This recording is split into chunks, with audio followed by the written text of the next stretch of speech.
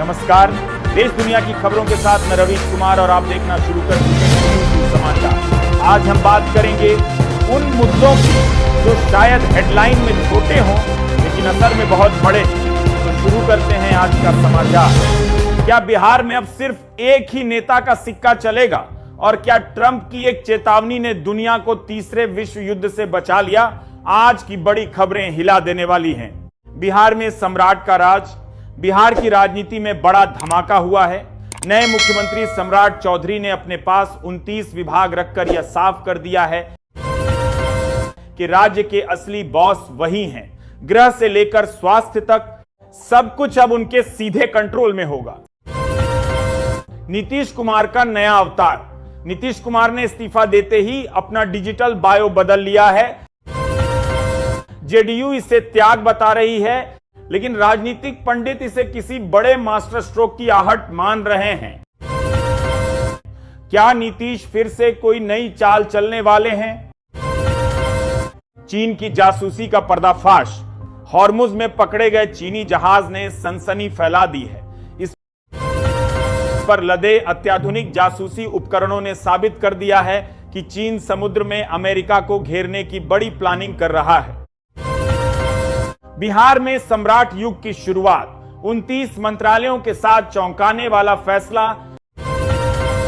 बिहार की राजनीति में एक नया इतिहास रचा गया है। मुख्यमंत्री सम्राट चौधरी ने कैबिनेट विस्तार के बाद अपनी ताकत का एहसास कराते हुए गृह, वित्त, स्वास्थ्य और शिक्षा जैसे 29 सबसे महत्वपूर्ण विभाग अपने पास रख लिए हैं। राजनीतिक विश्लेषकों का मानना है कि यह बिहार में वन मैन आर्मी वाली कार्यशैली की शुरुआत है, ताकि विकास कार्यों और कानून व्यवस्था पर मुख्यमंत्री की सीधी और पैनी नजर रहे। विजय चौधरी और विजेंद्र यादव जैसे दिग्गजों को सीमित विभाग देकर यह साफ कर दिया गया है कि अब बिहार की कमान पूरी तरह से सम्राट चौधरी के हाथों में केंद्रित है। नीतीश कुमार का त्याग या मास्टर स्ट्रोक, जेडीयू हुई इमोशनल। बिहार की राजनीति के चाणक्य कहे जाने वाले नीतीश कुमार ने एक बार फिर सबको भावुक कर दिया है। मुख्यमंत्री पद से इस्तीफा देने के तुरंत बाद उन्होंने अपने सोशल मीडिया प्लेटफॉर्म पर बायो बदलकर पूर्व मुख्यमंत्री कर लिया, जिसकी तस्वीरें इंटरनेट पर तेजी से वायरल हो रही हैं। जेडीयू ने इसे कुर्सी का मोह छोड़ने वाली महान मिसाल करार दिया है। लेकिन राजनीति के गलियारों में चर्चा इस बात की है कि क्या यह नीतीश कुमार का कोई नया रणनीतिक कदम है? समर्थकों के लिए यह एक युग का अंत है जिसने कमेंट बॉक्स में भावनाओं का सैलाब ला दिया है। बिहार की राजनीति में यह चर्चा तेज है कि आखिर निशांत कुमार को इस बार डिप्टी सीएम क्यों नहीं बनाया गया। माना जा रहा है कि नीतीश कुमार ने अपने अंतिम समय में कुछ ऐसे रणनीतिक फैसले लिए जिससे बीजेपी को अपनी योजना बदलनी पड़ी। यह मास्टर को 20 स्ट्रोक राज्य की भविष्य की राजनीति को प्रभावित करेगा।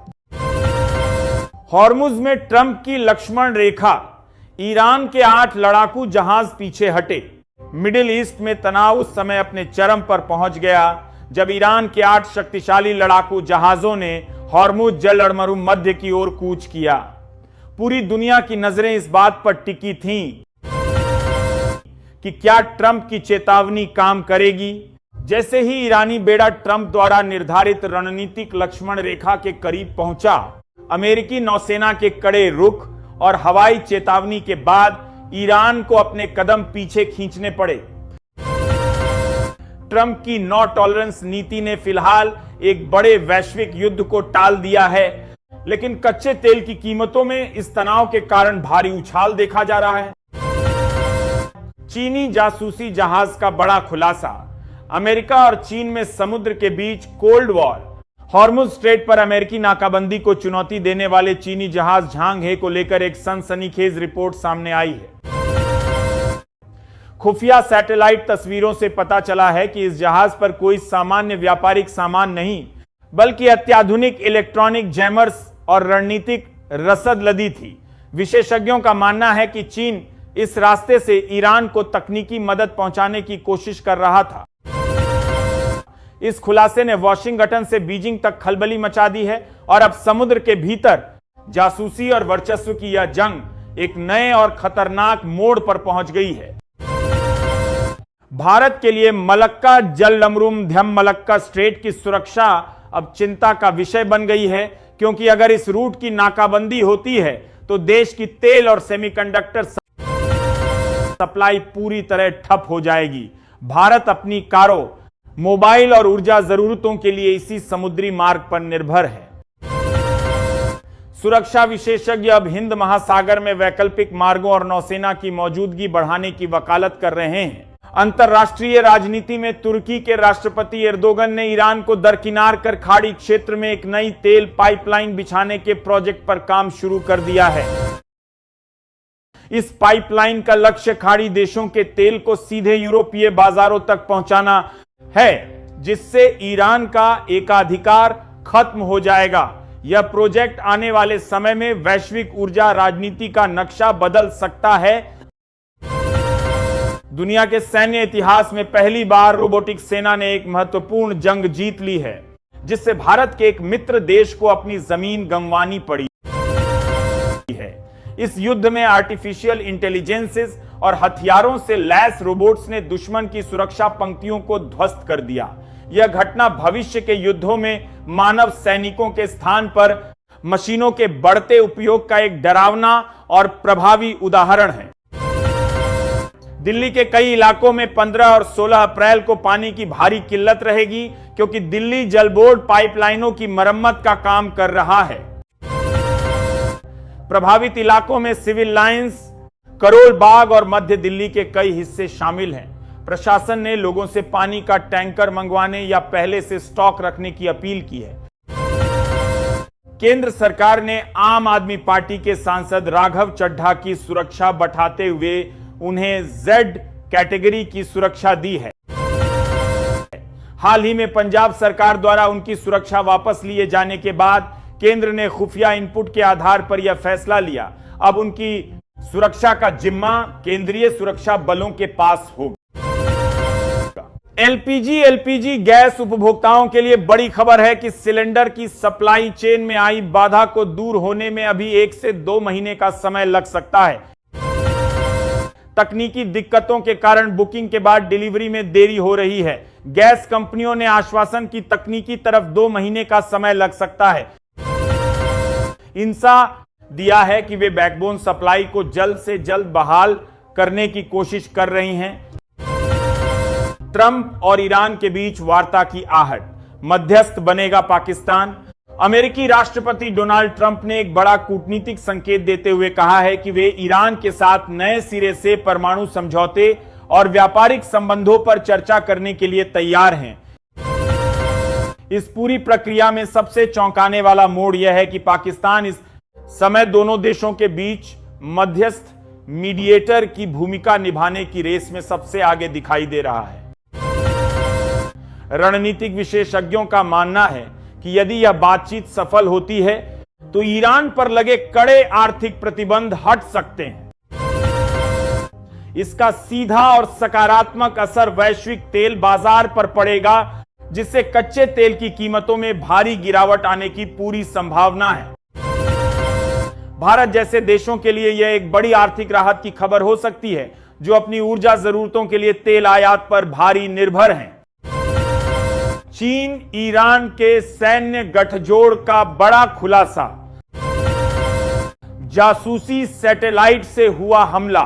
खाड़ी देशों में अमेरिकी सैन्य अड्डों पर हुए हालिया हमलों को लेकर एक सनसनीखेज रिपोर्ट सामने आई है, जिसने वैश्विक सुरक्षा एजेंसियों के होश उड़ा दिए हैं। जांच में खुलासा हुआ है कि ईरान ने इन हमलों को सटीक अंजाम देने के लिए चीन के अत्याधुनिक जासूसी सैटेलाइट स्पाइस सैटेलाइट्स के डेटा का इस्तेमाल किया था। गौरतलब है कि शुरुआत में जिनिया प्रतिनाल, दिल्ली का कंदरी कम का इन हमलों के पीछे भारत के करीबी मित्र देश का हाथ होने का अंदेशा जताया जा रहा था, जिससे कूटनीतिक तनाव बढ़ गया था। लेकिन अब नए तकनीकी साक्ष्यों ने यह साबित कर दिया है कि चीन और ईरान के बीच सैन्य और खुफिया गठजोड़ अब एक खतरनाक स्तर पर पहुंच चुका है। यह खुलासा न केवल अमेरिका के लिए एक बड़ी सैन्य चुनौती है, बल्कि यह क्षेत्र में चीन के बढ़ते प्रभाव की भी गवाही देता है। ट्रंप और मेलोनी के बीच तीखी तकरार, इटली पर लग सकते हैं कड़े प्रतिबंध। कच्चे तेल की बढ़ती कीमतों और आयात शुल्कों टैरिफ्स को लेकर डोनाल्ड ट्रंप और इटली की प्रधानमंत्री जॉर्जिया मेलोनी के बीच जबरदस्त जुबानी जंग देखने को मिल रही है। ट्रंप ने इटली को दो टूक चेतावनी देते हुए कहा है कि ईरान के साथ इटली के व्यापारिक संबंध उसके भविष्य के लिए घातक साबित हो सकते हैं। अमेरिकी राष्ट्रपति ने स्पष्ट कर दिया है कि यदि इटली ने ईरान से तेल और अन्य व्यापारिक रिश्ते कम नहीं किए तो अमेरिका इटली पर कड़े आर्थिक और व्यापारिक प्रतिबंध लगाने से पीछे नहीं हटेगा। मेलोनी ने अपनी ऊर्जा जरूरतों का हवाला देते हुए कड़ा रुख अपनाया है, लेकिन ट्रंप की अमेरिका फर्स्ट नीति ने यूरोप में एक नया तनाव पैदा कर दिया है। इस टकराव का असर अब अंतर्राष्ट्रीय शेयर बाजार और वैश्विक ऊर्जा आपूर्ति की चेन पर भी साफ तौर पर दिखने लगा है। लखीमपुर खीरी में एक हृदय विदारक घटना घटी है, जहां एक किशोरी ने पिता की सामान्य डांट से आहत होकर जहर खा लिया। उसे गंभीर अवस्था में जिला अस्पताल में भर्ती कराया गया है। विशेषज्ञों का कहना है कि यह मामला युवाओं के गिरते मानसिक स्वास्थ्य और परिवार के बीच संवाद की कमी का एक गंभीर उदाहरण है। गोरखपुर के एक थाने में उस वक्त अफरा तफरी मच गई जब एक युवती ने पुलिस के सामने ही जहरीला पदार्थ पी लिया। युवती अपनी लापता बहन की तलाश के सिलसिले में थाने आई थी और पुलिस की कथित निष्क्रियता से परेशान थी। पुलिस प्रशासन ने मामले की जांच के आदेश दे दिए हैं और युवती का उपचार जारी है। सीबीएसई 10वीं बोर्ड परीक्षा 2026 के परिणाम घोषित कर दिए गए हैं, जिसमें इस साल कुल 93.7% छात्र उत्तीर्ण हुए हैं। बोर्ड के आंकड़ों के अनुसार इस बार भी छात्राओं ने बेहतर प्रदर्शन किया है। खबरों की इस बीच में अगर आपको न्यूज टू समाचार का यह विश्लेषण सही लगा तो इसे उन लोगों तक पहुंचाइए जो आज भी सूचना के नाम पर प्रोपेगेंडा देख रहे हैं। बेल आइकन जरूर दबाइएगा ताकि अगली ग्राउंड रिपोर्ट आप तक सबसे पहले पहुंचे। मैं रवीश कुमार विदा लेता हूं, कल फिर मुलाकात होगी। नमस्कार।